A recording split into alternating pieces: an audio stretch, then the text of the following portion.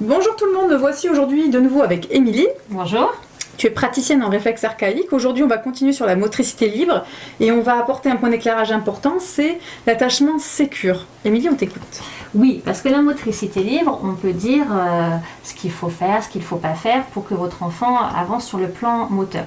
Mais en vrai, le fondement de la découverte, c'est d'être rassuré, soit pour se dire, ok, je peux aller découvrir le monde.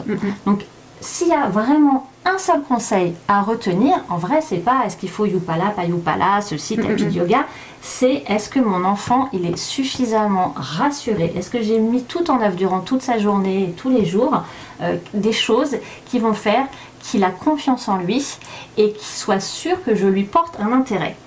Et ça, en motricité libre, ça a un nom, c'est l'attachement. Et l'attachement, il se crée dans la pédagogie de la motricité libre par les soins. Et c'est souvent cette partie qui est oubliée. La pédagogie... Oui, on ne fait pas l'association directe. Ouais, c'est vrai qu'on la met un peu à part, alors que c'est un tout en fait. La motricité libre fait partie de l'attachement sécure. Quoi. Exactement. C'est pas que l'aspect moteur physique. La motricité, c'est un concept général, la motricité libre, et du coup, issu de Amy Pichler. Et Amy Pichler, en fait, dans tous ces instituts, il y a avant tout, la base, c'est de créer un lien d'attachement via le soin avec le bébé, et tout au long de la vie, quand l'enfant grandit. Donc ceux qui ont des connaissances sur les théories de l'attachement vont tout à fait faire le lien. C'est-à-dire que quand je m'occupe d'un bébé, quand je lui donne à manger, quand je lui change sa couche, ce genre de choses, eh bien, je suis tout à lui. Je me consacre uniquement à lui. Et qu'est-ce que ça veut dire dans la tête du bébé? Ça veut dire que quelqu'un assure sa survie. Exactement. Quelqu'un lui porte de l'attention. Il a confiance en cette personne, il est sûr que cette personne, s'il a faim, il va pleurer, s'il a soif, si sa couche est sale, s'il a froid, eh bien quelqu'un, voilà, quoi que ce soit, quelqu'un va venir l'aider, lui mettre du chaud, l'alimenter. Et ça, une fois qu'il a ces certitudes, c'est là qu'il se dit « Oh, je suis important aux yeux de quelqu'un. Quelqu'un m'aime, quelqu'un fait attention à moi et je suis sûr en toute occasion que quelqu'un viendra. » C'est aussi pour ça, petite parenthèse, qu'on laisse jamais un bébé pleurer. Jamais. Jamais. Je dois être sûre que mon adulte de référence y viendra. Alors l'adulte de référence, c'est un parent, mais en fait, il va le reporter sur différents référents, évidemment. Si c'est surtout maman, il va le reporter aussi sur papa, si c'est surtout papa, inversement. Et puis sur tout ce qui va être personnel de garde, les nourrices, la crèche. Oui, il y a plein de coparents en fait. Hein, et exactement. Et il faut que toutes ces personnes, elles soient sécures pour l'enfant. Et une fois que tout le monde lui a apporté le soin nécessaire, en vrai, votre enfant, il peut aller jouer tout seul.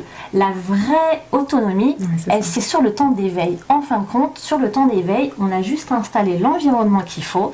Et bébé, comme il est rassuré, il sait que si quelque chose va lui arriver, de toute façon, il n'a qu'à pleurer ou appeler, on va venir.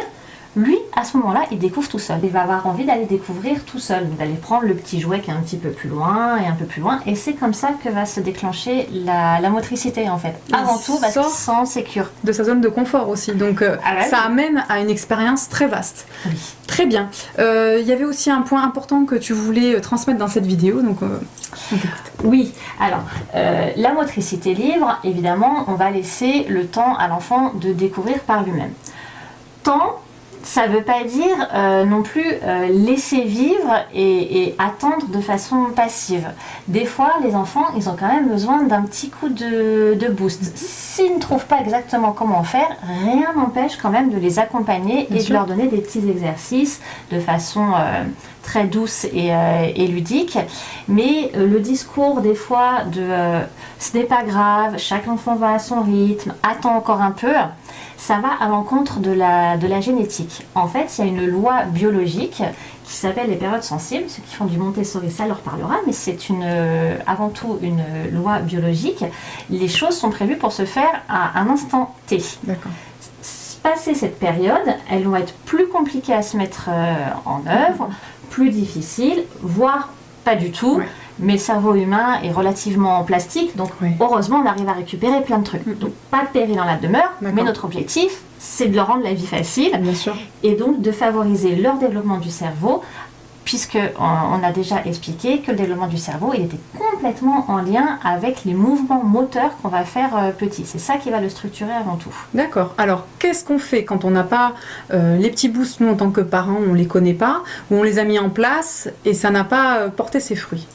Alors, il faut vous rendre vers un spécialiste qui est spécialisé dans le développement moteur du petit, soit un kiné éventuellement, mais les kinés sont quand même très orientés pathologie, c'est normal, neuro. Sinon, vous avez le choix entre un psychomotricien ou un praticien en réflexe archaïque. D'accord, donc psychomotricienne aussi, ou praticienne en réflexe archaïque. Je féminise parce que ce sont massivement des domaines féminins. Mais tu as raison de préciser tout ça parce qu'il existe bien évidemment des messieurs. Mais merci beaucoup pour ces éclairages, Émilie, c'était très intéressant. Une fois de plus. Merci à vous de nous avoir écoutés, on vous dit à bientôt. Au revoir. Au revoir.